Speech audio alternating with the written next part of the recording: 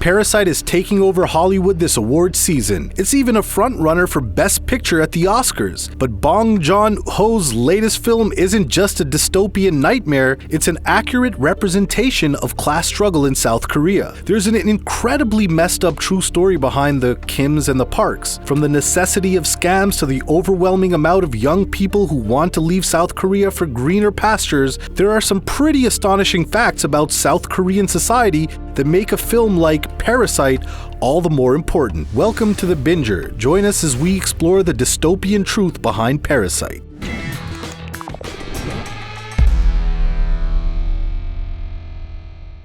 Parasite is a South Korean film directed by Bong Joon-ho, who directed the Korean film The Host in addition to the English-language film Snowpiercer. Parasite was recently nominated for 6 Oscars, including Best Picture. No Korean film has ever been nominated for an Oscar before, even in the international film category. The film also made history by winning the Screen Actors Guild Award for Best Ensemble Cast. But accolades aside, there's a lot of dark truth behind the inequality present in Parasite. The film focuses on the 4-person Kim family who live in a small, dirty basement apartment and fold pizza boxes to try and make a living. When they get the opportunity to have one child work for the rich Park family, the rest of the Kims follow by infiltrating the Park's lives as tutors, maids, and drivers. And while the Kims are feeding off the wealth of the Park family is leeching off of them just as much by expecting that their employment means they will do essentially whatever the Park family wants them to do. It's a dehumanizing concept that can be related to any society with wealth inequality and a very privileged upper class, but the intricacies of the film speak specifically to how life is in South Korea. Let's discuss some of the aspects of South Korean lifestyle that inspired the film.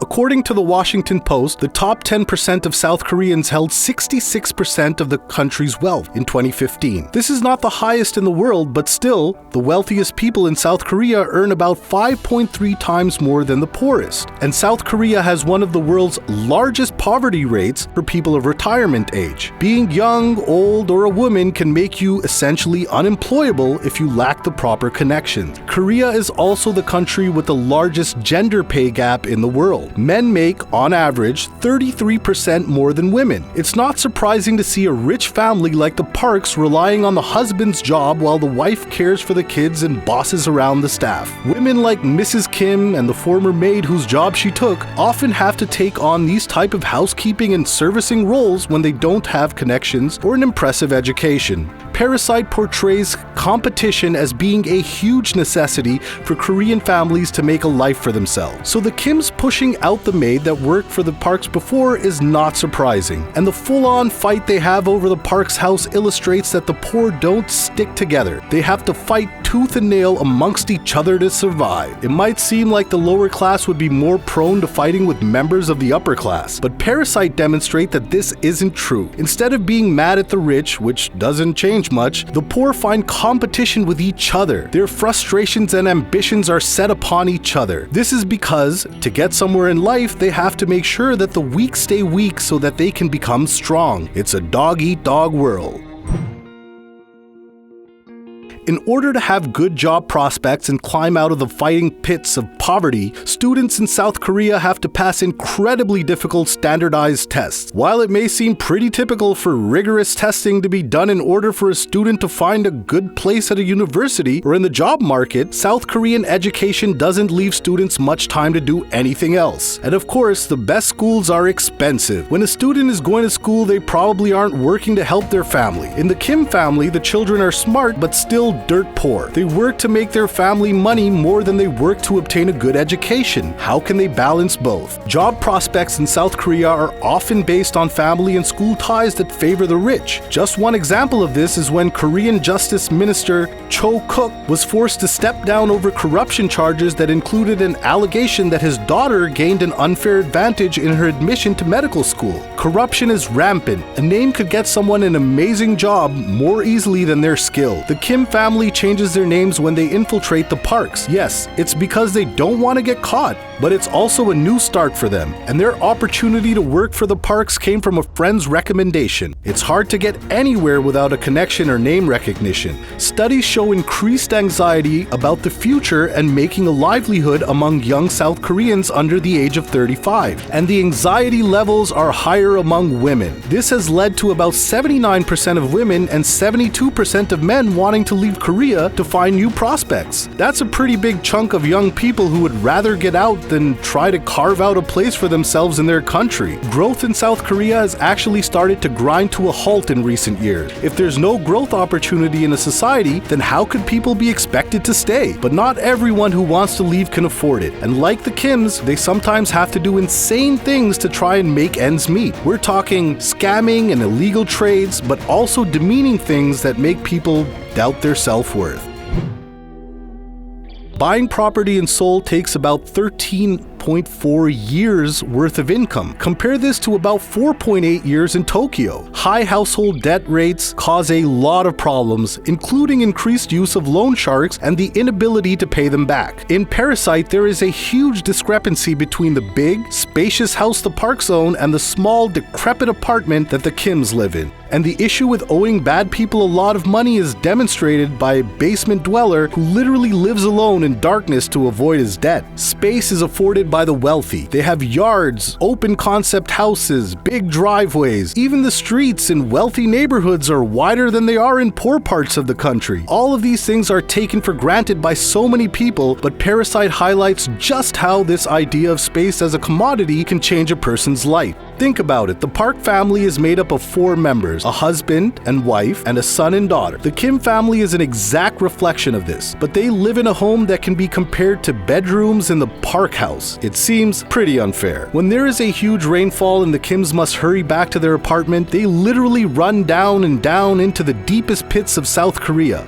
They find their apartment flooded, and so are those of their neighbors. They all sleep close together in a shelter, shoulder to shoulder with strangers. The Parks, however, enjoy the rain. Their son sleeps in a tent under the downpour. The next day, the sun rises and they enjoy the after-rain glow. Perspective is incredibly important in Parasite. The rich don't just have a higher position in a metaphorical society, they actually live in higher places in actual society. They are quite literally above other citizens. The Parks have the Kims living in a poor neighborhood far below them, but they also have a person literally living in their dark basement. They are, quite literally, above it all. The Kims enjoying themselves in the Park house by playing in the yard, raiding their huge fridge, and enjoying the giant couch and television really utilizes this space to show how important it can be to a person's well-being. Studies have shown that mental health issues are widespread in the country. Something that seems simple like space is a huge indication about how much a society cares about its people. Stuffing thousands into a slum while the rich enjoy properties the size of a slum to themselves seems ludicrous, but this happens all over the world. Money talks,